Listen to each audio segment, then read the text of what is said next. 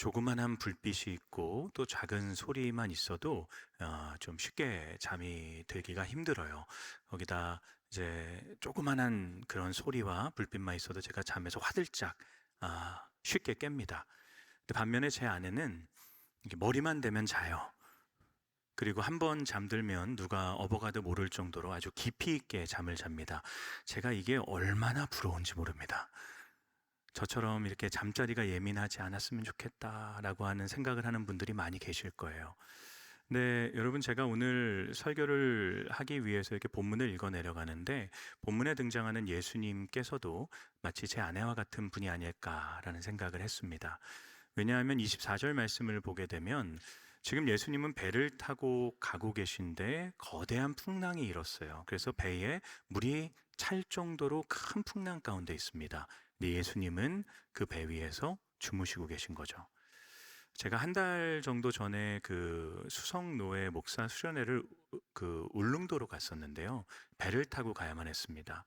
근데 배 안에서 잔다는 것이 되게 쉽지가 않더라고요. 파도가 치면 계속해서 깨게 되고. 근데 예수님은요, 지금 작은 배에서 풍랑이 일고 있는데 주무시고 계신 거죠. 여러분, 저희가 이걸 한번 생각해 봐야 됩니다. 왜 예수님께서 주무셨을까요? 예수님이 정말 한번 잠드시면 깊게 잠드시는 분이라서 풍랑이 일고 있다는 사실을 모르셨기 때문일까요? 그렇지 않죠. 예수님은 풍랑이 일고 있다는 사실을 분명히 알고 계셨습니다. 그럼에도 그분은 의도적으로 주무신 것이죠. 이 예수님의 의도적인 주무심이 오늘 본문을 이해하는 데 있어서 가장 중요한 핵심이라고 할 수 있습니다. 왜 예수님이 의도적으로 주무셨을까요? 지금 예수님은 제자들을 데리고 3년간의 제자 훈련을 하고 계신 중이죠.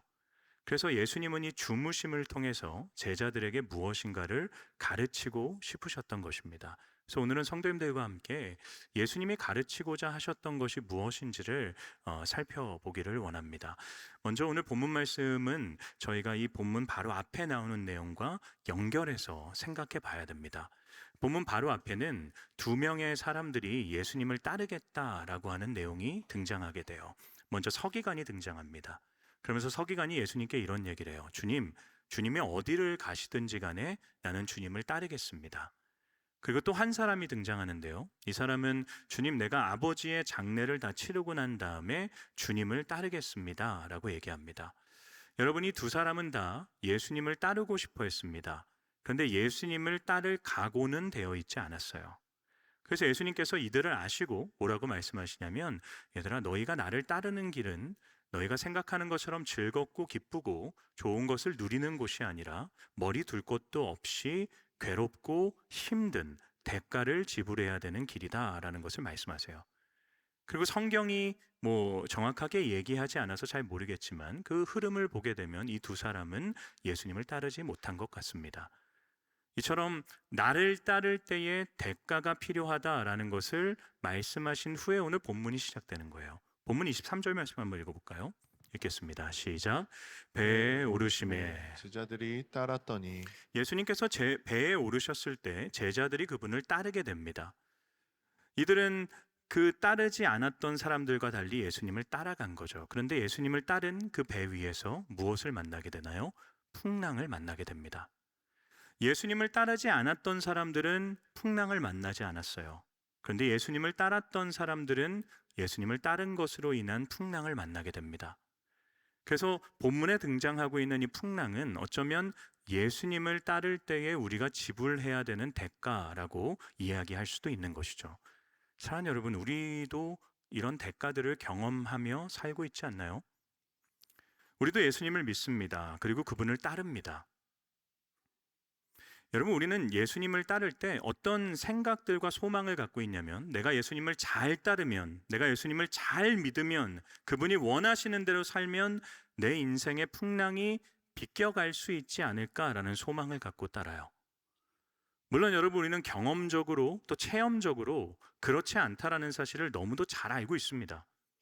예수님을 따름에도 우리의 인생에 고난과 풍랑이 찾아온다는 것을 잘 알고 있지만 그럼에도 그 소망들을 가지고 그분의 뒤를 쫓는다는 거죠. 근데 사실 현실은 예수님의 뒤를 따를 때는 오히려 따르지 않는 사람들보다 더 큰 풍랑을 우리는 경험하며 산다라는 거죠. 그래서 예수님을 따랐음에도 우리의 인생에는 재정적인 풍랑이 따라옵니다. 우리의 인생에는 어쩌면 관계적인 풍랑이 생기기도 해요. 우리의 인생에는 어쩌면 건강 또 죽음의 풍랑이 인생에 찾아오기도 합니다. 예수님을 따른 것뿐이에요. 그런데 이런 풍랑이 내 인생에 찾아옵니다. 그럼 우리는 어떻게 반응하나요? 원망합니다. 분노하죠.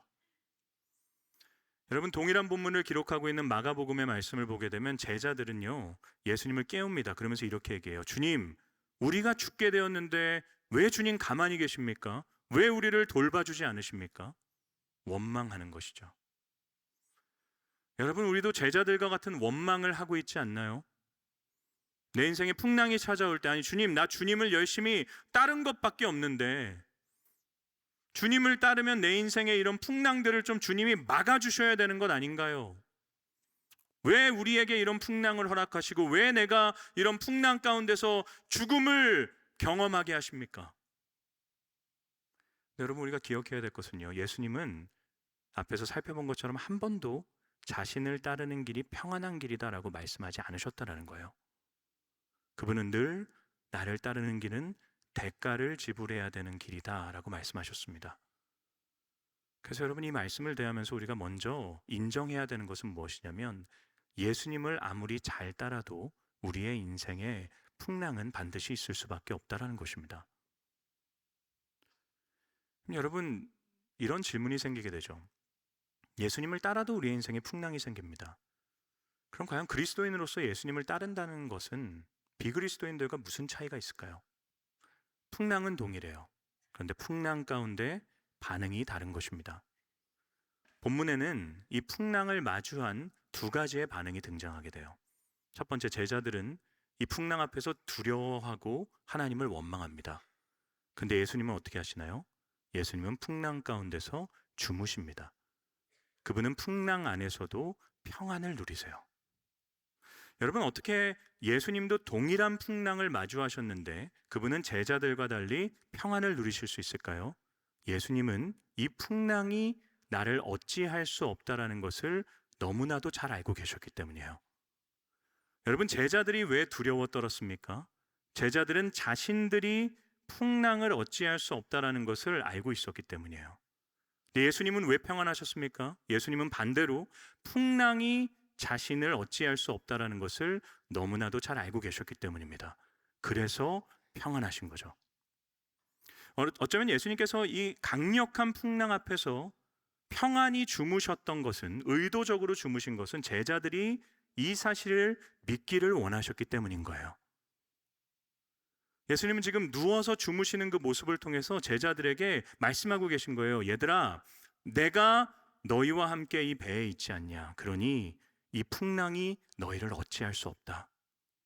너희도 나와 함께 눕자 말씀하고 계신 거예요. 사랑하는 여러분, 어떠한 풍랑 가운데 계십니까? 여러분의 인생의 작은 배를 무슨 풍랑이 뒤흔들고 있습니까? 그러나 기억하십시오.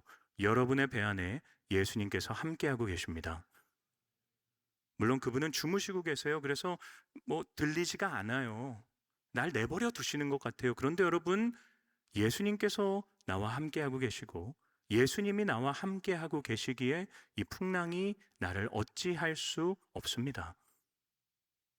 예수님 그걸 믿길 원하셨어요. 여러분, 제자들은 무엇이 문제였나요? 예수님은 평안을 누리기를 원하셨지만 그들은 두려워했다라는 거죠. 그들의 문제가 무엇입니까? 예수님이 이렇게 말씀하시죠. 믿음이 작은 자들아. 예수님은 그들의 문제가 너희와 함께 있는 내가 능력이 부족한 것이 아니라 그 나를 믿는 너희의 믿음이 부족한 탓이다 말씀하고 계신 겁니다. 사랑하는 여러분, 풍랑이 있는 상황 가운데서 다르게 반응할 수 있게 해주는 힘은 믿음에 있습니다. 그래서 여러분, 우리의 믿음은 평안한 때에만 작동하는 것이 아니라 풍랑의 때에 작동해야 돼요. 어떤 믿음입니까? 주님이 나의 배 위에 함께하고 계시고 주님이 나와 함께하고 계시기에 이 풍랑이 나를 어찌할 수 없다라는 것을 우리는 믿음으로 고백할 수 있어야 됩니다. 그게 평안인 거죠. 그래서 여러분, 예수님을 따른다는 것은요, 풍랑이 비껴가는 인생을 산다는 걸 의미하는 게 아니라 풍랑 가운데서도 평안을 누리며 산다라는 것을 의미하는 것입니다. 여러분의 인생에 풍랑이 있습니다. 여러분, 그 속에서 예수님을 믿는 믿음으로 평안을 누리고 계십니까? 이게 어떻게 가능할까요? 예수님이 말씀하신 것처럼 우리에겐 작은 믿음을 넘어선 큰 믿음이 필요합니다. 여러분, 우리의 믿음은요, 다 동일해요. 믿음의 대상은 동일합니다. 우리 모두는 살아계신 하나님 한 분을 믿는 사람들입니다. 근데 여러분, 믿음의 크기는 각기 다 다릅니다. 대상은 같을 수 있어요. 그러나 크기는 다릅니다. 예수님은 분명히 작은 믿음과 큰 믿음을 구분해서 말씀하고 계세요. 작은 믿음은 풍랑 가운데서 끊임없이 두려워하는 믿음이라면, 큰 믿음은 풍랑 가운데서도 잠깐 흔들리지만 예수님으로 인해 평안을 누릴 수 있는 믿음입니다. 저는 목회하면서 이런 큰 믿음을 갖고 계신 분들을 종종 만나게 돼요. 상황은 제가 봤을 때 절망이에요. 나 같으면 정말 너무나도 마음이 무너졌겠다. 나 같으면 교회를 나오지 않겠다 싶은, 정말 끊임없이 힘들고 괴롭고 벗어날 수 없을 것 같은 환경 속에서도 그분의 입에서 나오는 말이 감사하다라는 말이에요. 그분의 입에서 그럼에도 평안할 수 있다라는 말이 나옵니다. 그때마다 제가요, 마음에 얼마나 감동이 되는지 몰라요. 큰 믿음인 것이죠. 물론 쉽지 않습니다. 여러분, 사실 저와 여러분의 믿음이 커봤자 얼마나 큽니까? 우리의 믿음 그렇게 크지 않아요. 저와 여러분, 눈에 보이지 않는 하나님이 살아계시다는 것 알지만 우리는 보이지 않는 하나님의 영향을 받으며 살기보다는 눈에 보이는 것들의 영향을 받으며 살죠. 끊임없이 내 눈앞에 펼쳐지는 풍랑에 우리는 제자들과 별반 다르지 않게 두려워하고 절망을 느끼며 살아가기가 일쑤입니다. 여러분, 저도 그래요. 저도 내 현실의 문제 앞에 섰을 때, 그 풍랑이 내 인생에 확 치고 들어올 때 저도 너무 두렵고 떨립니다. 여러분, 저와 여러분의 믿음은요, 이미 완성된 믿음이 아니라 적은 믿음이 큰 믿음으로 되어지는 과정 가운데 있다는 것을 기억하셔야 돼요. 여러분, 제가 마음의 이 두려움과 풍랑 앞에서의 떨림이 있을 때마다, 그런데 제가 떠오르는 한 사건이 있어요. 그게 마가복음 9장의 사건입니다. 자신의 아들이 귀신 들린 한 아버지가 등장해요. 아들이 귀신이 들려서 막 경련을 일으키고 삶을 살아갈 수 없습니다. 얼마나 그게 큰 풍랑일까요? 사랑하는 자녀가 아픈 것이. 그래서 이 아버지가요, 온갖 사람들을 다 찾아갑니다. 근데 아무도 그 아들을 고치지 못해요. 심지어 예수님의 제자들도 고치지 못합니다. 그러던 그 아버지가 예수님을 만나게 돼요. 그리고 예수님께 묻습니다. 예수님, 하실 수만 있다면 내 아들을 좀 고쳐주십시오. 그때 예수님이 그 아버지에게 이런 얘기를 해요. 할 수 있거든이 무슨 말이냐? 믿는 자에게는 능치 못할 것이 없다. 예수님의 이 말씀을 듣고요, 그 아버지가 뭐라고 외치는 줄 아십니까? 마가복음 9장 24절 말씀 한번 읽어볼까요? 읽겠습니다. 시작. 곧 그 아이의 아버지가 소리를 질러 이르되 내가 믿나이다 나의 믿음 없는 것을 도와주소서 하더라. 여러분, 이 아버지의 말이 무엇을 의미하나요? 믿는 자에게 능치 못할 것이 없다라는 얘기를 듣고 이 사람의 믿음이 갑자기 생긴 겁니까? 그렇지 않잖아요. 내가 믿고 싶은데 내가 믿을 수가 없습니다. 그러니 주님, 나의 믿음 없는 것을 도와주십시오. 네, 여러분, 이 사람은 여전히 가능하시다면의 믿음에 머물러 있어요. 아주 지극히 작은 믿음입니다. 확신이 없어요. 근데 은혜가 되는 게 뭔지 아십니까? 예수님이 질책하지 않으시고요, 예수님이 너 어찌 그런 작은 믿음으로 내게 나와왔냐, 큰 믿음을 갖고 와서 다시 와라 하지 않으시고 그 아들을 고쳐주셨다는 것이죠. 예수님 왜 그렇게 하셨습니까? 예수님에게 관심이 있었던 것은 그 사람의 믿음이었기 때문이에요. 예수님은 그 사람이 이 사건을 통해 더 큰 믿음을 갖기를 원하셨던 것입니다. 오늘 본문도 마찬가지죠. 예수님은 평안을 누리라, 내가 너희와 함께 있다 말씀하시는데 그들은 두려워 떨고 있어요. 흔들어 깨웁니다. 예수님, 왜 우리를 죽게 내버려 두십니까? 근데 예수님 일어나셔서 그들을 향해 뭐라고 하시는 줄 아세요? 우리 26절 말씀 한번 읽어보겠습니다. 시작.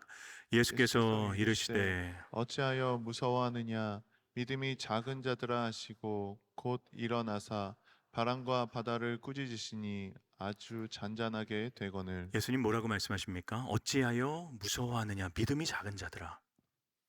여러분, 이건 그냥 텍스트로 적혀 있어서 뉘앙스가 드러나진 않는데 전 이게 예수님의 분노의 외침도 아니고요, 자다께서 예수님이 뭐 짜증나신 것도 아니고요, 어린 자녀가 별것도 아닌 일로 가지고 두려워하고 있을 때 그 자녀를 안타깝게 여기는 아버지의 안타까움의 외침이었다라고 생각합니다. 어떻게 할 수 있는 줄 아세요? 예수님이 그들을 꾸짖지 않으셨기 때문이에요. 우리는 예수님이 제자들을 꾸짖었다고 생각해요. 그런데 성경은 예수님께서 무엇을 꾸짖었다라고 하나요? 바람과 바다를 꾸짖으십니다. 예수님은 자녀들을 꾸짖지 않으세요. 제자들을 꾸짖지 않으십니다. 그들을 두렵게 만드는 바람과 바다를 꾸짖으십니다. 그러므로 잠잠케 하시죠. 왜 그런 일을 하십니까? 그 결과 어떤 일이 있게 됩니까? 27절 말씀을 읽어보겠습니다. 시작. 그 사람들이 놀랍게 여겨 이르되 이가 어떠한 사람이기에 바람과 바다가 순종하는가 하더라. 여러분, 이 말이 무엇을 의미하나요? 이들은 예수님을 따랐지만 예수님이 누군지는 몰랐다는 거예요. 이게 우리 아닙니까? 근데 예수님이 이 사건을 통해 무엇을 깨닫게 하시는 겁니까? 나는 바람과 바다도 순종하게 하는 하나님이다라는 것을 깨닫게 하신 거예요. 그러므로 그들에게 더 큰 믿음을 허락하신 것입니다. 여러분, 왜 우리가 풍랑 가운데 두려워합니까? 이가 누구이기에? 라고 하는 질문에 대한 답이 없기 때문이에요. 예수님 어떻게 하십니까? 우리에게 끊임없는 풍랑을 경험하게 하세요.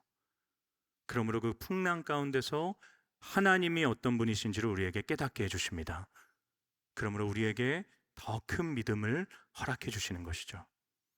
사랑하는 여러분, 오늘 설교의 제목처럼 이게 믿음이 작은 자들에게 있는 소망 아닌가요? 소망이 무엇입니까? 우리의 작은 믿음을 주님께서 질책하지 않으시고, 우리의 믿음이 작다고 우리를 내버리지 않으시고, 그 작은 믿음을 불쌍히 여겨주셔서 우리의 문제를 해결하시고 우리에게 큰 믿음을 허락하신다는 것입니다. 이게 우리에게 있는 소망입니다. 그러니 여러분, 믿음 좋은 척을 하실 필요 없어요. 여러분, 평안한 척을 하실 필요 없습니다. 교회에 오면요, 너무 이런 척들이 많아요. 절망의 순간에 하나님이 우리에게 요구하시는 것은 믿음 좋은 척이 아닙니다. 하나님은 우리가 주여 나의 믿음 없는 것을 도와주소서 하기를 원하고 계세요. 그럼 그분은 우리의 작은 믿음을 보시고 우리의 문제를 해결하실 것입니다. 여러분, 이게 기독교의 하나님이 다른 모든 종교의 신들과 다른 이유예요.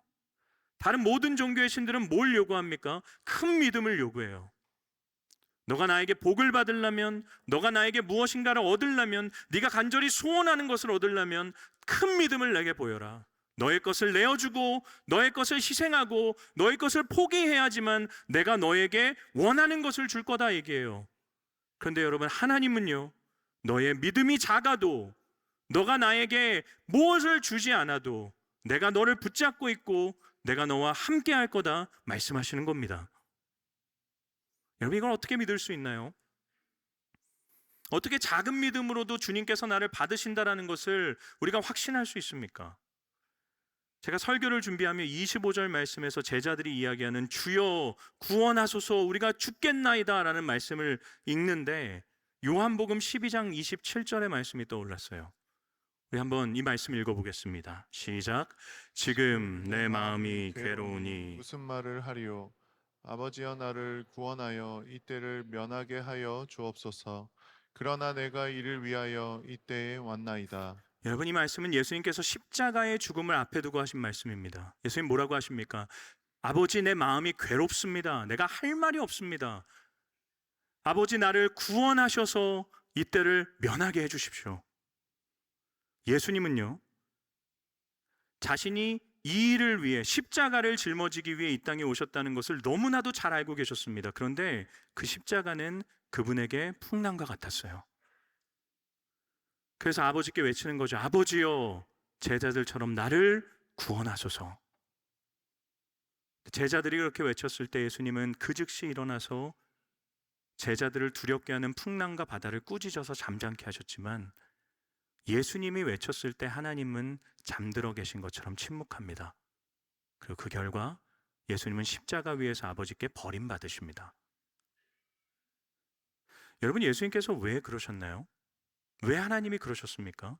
믿음이 없는 자들을 구원하기 위해서입니다. 예수님이 믿어줬던 12명의 제자들은 예수님이 그렇게 사랑해 줬음에도 체포당하는 그때에 예수님을 다 버리고 도망갑니다.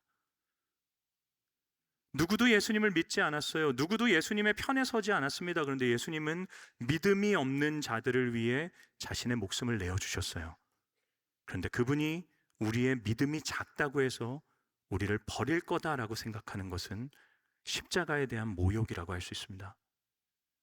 사랑하는 여러분, 저와 여러분의 믿음의 크기와 상관없이 예수님은 우리의 작은 배에 함께 동행하고 계십니다. 그렇게 그분을 신뢰하고 그분을 붙드는 것이 풍랑 가운데 우리가 할 일인 것을 믿습니다. 어떤 풍랑 가운데 계십니까? 무엇이 여러분의 작은 배를 끊임없이 흔들고, 무엇이 여러분으로 하여금 두렵게 하고, 무엇이 여러분을 절망 가운데 빠뜨리고 있습니까? 여러분, 그 작은 배 나의 힘으로 나아가려고 하면 아무것도 할 수 없어요. 근데 잠들어 계신 것 같지만 주님이 함께하고 계시고 주님이 일하실 것입니다. 물론 우리의 믿음이 너무 작아서 그 주님을 볼 수 없을 수도 있어요. 그러나 외치십시오. 주여, 나의 믿음 없는 것을 도와주소서. 풍랑을 바라보는 나의 육신의 눈을 감으세요. 믿음의 눈을 드십시오.